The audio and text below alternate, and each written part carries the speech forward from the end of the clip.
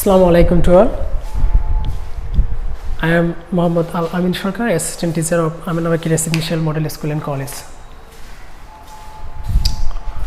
So dear student, I think you are all well. Stay home and stay safe. I am also well by the grace of Almighty Allah. So in today's session, I will discuss on sentence connectors. As you know, it's a very essential topic or essential part of our grammatical text. That's why I select this topic to help you. So first of all, we need to know what is connectors. That means what is sentence connector. Connectors are those words which are used to add close or different sentences. So connector হচ্ছে সেই টপিকগুলো বা সেই শব্দগুলো, সেই সংযোজক অব্যয়গুলো যেগুলো মূলত একটা বাক্যের সাথে একটা বাক্যে একটা সম্পর্ক স্থাপন করে। এটা সম্পর্ক শুধু অর্থের দিক থেকে নয়, এটা মিনিংয়ের দিক থেকে, অর্থের দিক থেকে অনেক সময় হয়, আবার কোনো সময় অন্য সাইড থেকে আমরা পাই, আবার ধ্যান ধারণা সব কিছুকে চেঞ্জ করে মূলত এই সেন্টেন্স ক্যারেক্টারগুলো ব্যবহার হয়ে থাকে। যেমন আমরা এটাও বলতে পারি বিভিন্ন টপিক কিন্তু আমাদের আসলে এখানে ব্যবহার হয়ে থাকে।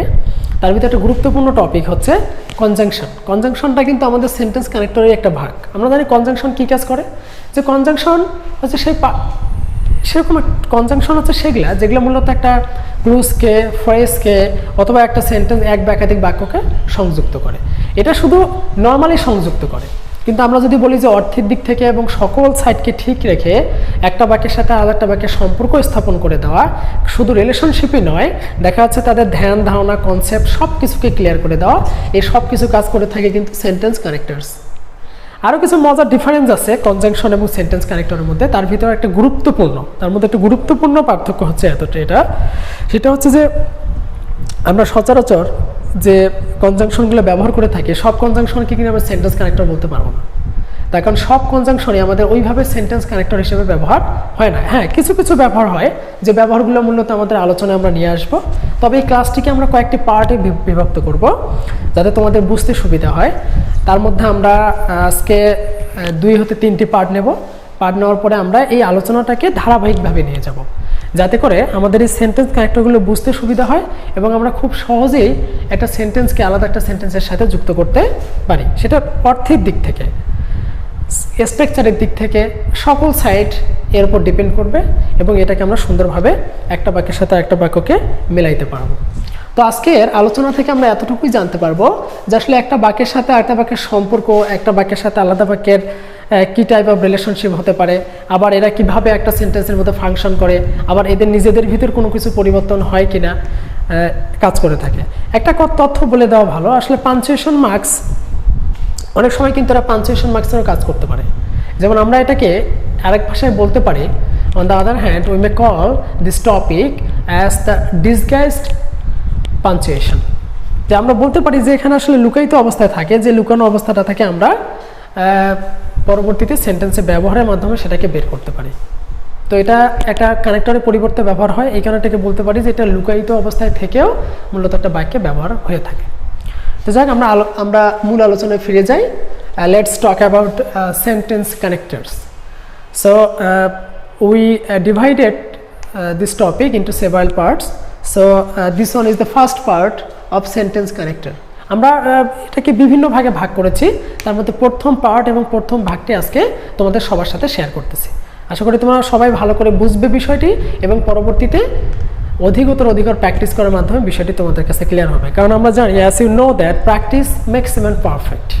সো আমাদের প্র্যাকটিস করতে হবে এবং প্র্যাকটিসের মাধ্যমে আমাদের বিষয়গুলোকে আরও বেশি স্বাচ্ছন্দ্যপূর্ণ এবং সুন্দর হিসেবে শিখতে হবে এবং পাশাপাশি প্র্যাকটিস করার মাধ্যমে ভালো ফলাফল নিয়ে আসতে হবে। তো যাক, লেটস স্টার্ট দ্য ক্লাস।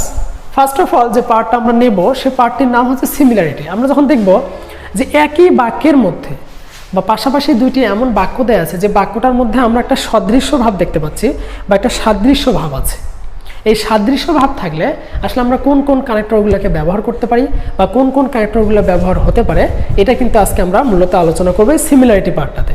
আমাদের দেখো প্রত্যেকটি পার্টের কিন্তু আমরা আলাদা আলাদা একটা করে টপিকটা আলাদা আলাদা একটা করে নাম দিয়েছি, যাতে করে আমরা সেন্টেন্সটা যখন একটা প্যাসেজের মধ্যে ব্যবহার করব, যাতে প্যাসেজটাকে আমরা কোহ্যারেন্স করতে পারি, কোহ্যারেন্ট করতে পারি এবং প্রপারলি অ্যারেঞ্জ করতে পারি। কারণ আমরা যখন একটা প্যারাগ্রাফ তৈরি করতে যাই তখন কিন্তু এটাও নির্ভর করে যে আসলে প্যারাগ্রাফ যেটা তৈরি করলাম সেটা আসলে কোহ্যারেন্ট যে ডিভাইসগুলো আছে, কোহেসিভ যে ডিভাইসগুলো আছে সেই ডিভাইসগুলো সঠিকভাবে ব্যবহার হয়েছে কিনা, এটার উপরই নির্ভর করে যে একটা প্যাসেজকে আমি কত বেশি সুন্দরভাবে বা প্রপারলি প্রেজেন্ট করতে পারি এবং প্রপারলি লিখতে পারি। তার মধ্যে কিন্তু একটা টপিক হচ্ছে similarity.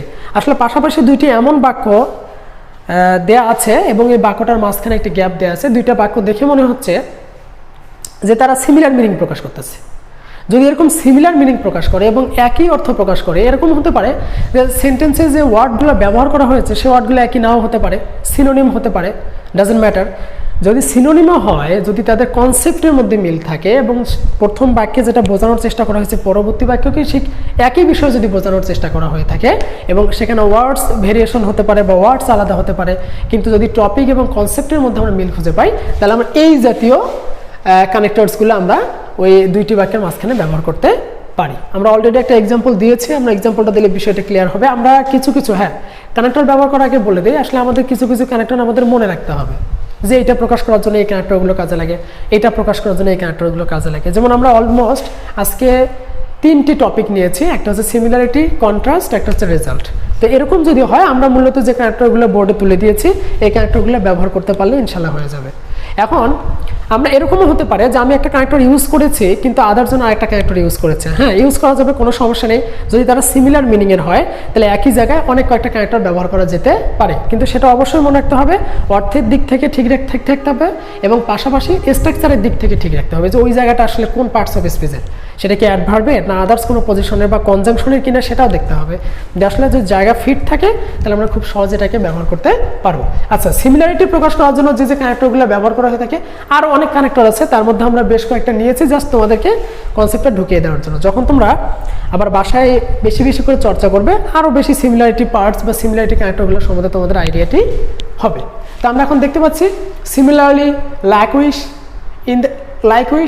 In the same way, এই বিষয়গুলো আমাদের মূলত আমরা সদৃশ্য প্রকাশ করার জন্য ব্যবহার করতে পারি। এগুলো কিন্তু প্রত্যেকটাই একটা বাক্যের সাথে আদার বাক্যের সাদৃশ্যতা প্রকাশ করার জন্য ব্যবহার করা হয়ে থাকে এবং একই রকম বাক্য হলে এই জাতীয় কানেক্টরগুলো আমরা ব্যবহার করতে পারবো। আমরা একটা এক্সাম্পল দিয়েছি, দেখো, you are not allowed to use your phone here dash you have to switch off. এখানে স্পষ্ট একটা বিষয় দেখা যাচ্ছে যে সাদৃশ্যটা আসলে কোথায়। সাদৃশ্যটা হচ্ছে আসলে এই জায়গায় যে তোমাকে ফোন ব্যবহার করার নিষেধ করা হয়েছে এবং পাশাপাশি তোমাকে বলা হয়েছে ফোনটা তুমি সুইচ অফ করো। তাহলে বুঝতে পারতেছি টপিক দুটি একই। আগে বলা হয়েছে ফোনটা বন্ধ রাখা, ফোনটা ব্যবহার না করার জন্য, পরে বলা হয়েছে ফোনটাকে সুইচ অফ করার জন্য। তো বিষয়টা একই রকম মিনিং প্রকাশ হচ্ছে, সেক্ষেত্রে আমরা এই উপরের যে কোনো একটা কানেক্টর এখানে ব্যবহার করতে পারি। পাশাপাশি আমাদের দেখতে you are not allowed to use your phone here, তোমাকে এটা ব্যবহার করা যাবে না। আমরা একই সাথে পাশাপাশি বা তোমাকে এই একই রকম বা সিমিলারলি বা ইন দ্য সেম ওয়ে একইভাবে you have to switch off your phone, তোমাকে অবশ্যই তোমার ফোনটি বন্ধ রাখতে হবে। তো এরকম আরও সিমিলারিটি প্রকাশ করার জন্য অনেকগুলো কানেক্টর আছে, তার মধ্যে আমরা জাস্ট এক্সাম্পল ক্রিয়েট করার জন্য এখানে কিছু কানেক্টর এবং একটা এক্সাম্পল আমরা নিয়ে এসেছি। আচ্ছা, এবার নাম্বার 2তে আমরা চলে যাই।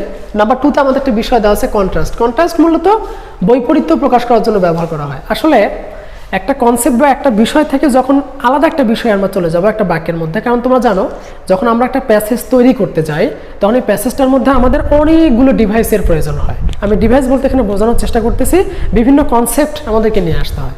কোনো সময় দেখা যায় যে একটা বাক্যের সাথে আলাদা একটা বাক্যের কনসেপ্টের দিক দিয়ে মিল আছে, কোনো সময় দেখা যায় যে একটা বাক্যের সাথে আলাদা বাক্যের অর্থের কোনো সাদৃশ্যতা নাই, অর্থের অমিল দেখা যাচ্ছে। এরকম আমরা কিছু বাক্য মাঝে মধ্যে আমাদের দৃষ্টিতে আসে, এরকম বাক্যও নিয়ে আসতে হয় একটা প্যাসেজের মধ্যে। বিশেষ করে আমরা যখন একটা টপিকের সাথে একটা টপিকের কম্পেয়ার করি বা কন্ট্রাস্ট করি তখন কিন্তু আমাদের এই বিষয়গুলো খুব বেশি লাগে। যেমন মনে করো আমি মোবাইল ফোন এবং ল্যাপটপের কথা বললাম, যে আমরা মোবাইল ফোন এবং ল্যাপটপের যখন আমরা কম্পেয়ার করতে যাব বা কম্পারিজন করতে যাব তখন আমরা দেখবো যে এর মধ্যে সাদৃশ্যগুলো সিমিলারিটিও নিয়ে আসতে হবে, আবার দেখা যাচ্ছে ডিসিমিলারিটি অর্থাৎ কন্ট্রাস্টগুলোও নিয়ে আসতে হবে। তো এই কন্ট্রাস্টগুলো নিয়ে আসার জন্য আমাদের এই জাতীয় কাজে লাগবে, যেমন however, anyhow, while, whereas, yet, still, on the other hand, in any case, এই টাইপের কিছু কানেক্টরস আছে যেগুলো মূলত আমাদের কন্ট্রাস্ট প্রকাশ করার জন্য আমাদের কাজে লাগবে। তো আমরা এখানে কিছু দিয়েছি, এগুলাই যে সব কিছু তা না, আরও বেশ কয়েকটি কানেক্টর আছে যেগুলো মূলত কন্ট্রাস্ট অথবা বৈসাদৃশ্য প্রকাশ করার জন্য ব্যবহার হয়ে থাকে। তার মধ্যে এখানে কয়েকটি উদাহরণ দেওয়া আছে, কয়েকটা কানেক্টরের নাম দেওয়া আছে এবং একটা উদাহরণ দেওয়া আছে। তোমরা বাসায় যখন আরেকটু দেখবা তখন তোমাদের কনসেপ্টটি ক্লিয়ার হয়ে যাবে। তো মূল কনসেপ্ট আমরা চলে যাই। কন্ট্রাস্ট মানেই হচ্ছে তোমাকে এটা মনে করে নিতে হবে বা মনে করতেই হবে, সেটা হচ্ছে একটা বাক্যের সাথে যে পাশাপাশি একটা বাক্যের মাঝখানে যে গ্যাপটা দেওয়া থাকবে, এই বাক্যের সাথে এই বাক্যর অমিল থাকবে, মানে ওর কনসেপ্টের দিক দিয়ে তারা কখনো একই মিনিং প্রকাশ করবে না বা মিলবে না। এই দিক থেকে আমরা এই জাতীয় কানেক্টরগুলো ব্যবহার করতে পারবো। আচ্ছা, আমরা একটা এক্সাম্পল দিয়েছি, এক্সাম্পলটা দেখলে আমাদের কনসেপ্টটা হয়তো বা আরও একটু ক্লিয়ার হয়ে যাবে। You always help your classmates, তুমি সবসময় তোমাদের ক্লাসমেটকে হেল্প করো, dash they do not like you, তারপরও তারা তোমাকে পছন্দ করে না। আসলে আমরা যদি বাক্যটার দিকে যাই তাহলে একটা বিষয় দেখতে পাচ্ছি, সেটা হচ্ছে আমরা যদি কাউকে হেল্প করি তার উচিত ছিল যে সে আমাকে পছন্দ করবে এবং আমাকে আবার হেল্প করবে, কিন্তু দেখা যাচ্ছে এই বাক্যের ক্ষেত্রে যদি আমরা চলে যাচ্ছি, দেখা যাচ্ছে একবার ব্যতিক্রমধর্মী, আসলে আমি হেল্প করি অথচ আমাকে কেউ পছন্দ করে না। তাহলে you always help your classmates, অথচ whereas যদি আমরা ব্যবহার করি তারপরে হবে, ইয়েট অথবা স্টিল যদি ব্যবহার করি তারপরে হবে, অন দ্য আদার হ্যান্ড অপর দিকে যদি হয় তারপরে ব্যবহার করা যাবে, কোনো সমস্যা নেই। তো whereas they do not like you, তারপরও তারা তোমাকে পছন্দ করে না। তার মানে আমি যেহেতু তাদেরকে হেল্প করি, অর্থাৎ তাদেরকে আমাকে পছন্দ করার কথা ছিল, বাট এখানে বাক্যের মধ্যে দেখা যাচ্ছে যে সম্পূর্ণ আলাদা মিনিং, সম্পূর্ণ আলাদা কনসেপ্ট প্রকাশ করতেছে। এই সময়টাতে আমাদের যে কানেক্টরগুলো ব্যবহার করতে হবে, যে টপিকটার উপর কানেক্টর ইউজ করতে হবে, সেই টপিকটা হচ্ছে কন্ট্রাস্ট। মানে এক কথায় বৈপরীত্য সূচকভাবে যে কনসেপ্টগুলো মূলত ব্যবহার হয়ে থাকে, কানেক্টরসগুলো ব্যবহার হয়ে থাকে, এই জাতীয় কানেক্টরগুলো, এই জাতীয় শূন্যস্থানগুলো ফিল আপ করার জন্য আমাকে ব্যবহার করতে হবে। তো আমরা দুইটি কনসেপ্ট তোমাদেরকে আজকে দেখাইলাম। একটা কনসেপ্ট হচ্ছে সিমিলারিটি প্রকাশ করার জন্য কী কী ক্যারেক্টার লাগে, একটা হচ্ছে কন্ট্রাস্ট প্রকাশ করার জন্য কী কী ক্যারেক্টার লাগে। আমরা আজকে জাস্ট একটা করে এক্সাম্পল দিয়ে তোমাদের কাছে বিষয়টি ক্লিয়ার করা হয়েছে। আসলে যখন আমরা প্যাসেজ দিয়ে প্র্যাকটিস করব তখন কিন্তু বিষয়গুলো সম্বন্ধে আরও আমরা ক্লিয়ার কনসেপ্ট পাবো এবং ক্লিয়ার ধারণা পাবো। আর আমরা নেক্সট ক্লাসে যে আরও 2-3টি কনসেপ্ট আমরা নেব, তার মধ্যে একটা গুরুত্বপূর্ণ কনসেপ্ট হচ্ছে কিন্তু রেজাল্টে কিছু কনসেপ্ট দেওয়া আছে রেজাল্ট সোদাস, এরকম আরও কয়েকটা কনসেপ্টের উপর আমরা আলোচনা করব। তো সে পর্যন্ত তোমরা সবাই ভালো থাকো, সুস্থ থাকো, আল্লাহ হাফেজ।